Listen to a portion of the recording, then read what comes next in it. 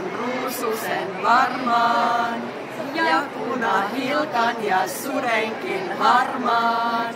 Mutta poro tää sulta usein unhoon jää. Petteri Punakuono oli poro nimeltään. Ollut eloiste huono, Petteri nenän pään. Haukkuivat toiset illoin, majakaksi pilkaten. Siitä vain saikin silloin, joulupukki aatteen. Aattoilta pitkä on, taivaalla valoton. Petteri pois nenässään, valon tuoda pimeään. Petteri siitä asti, pulkkapukin kiskoen, johtaa sen riemuisasti, luokse lasten kilttien. Hyvää joulua! Merry Christmas!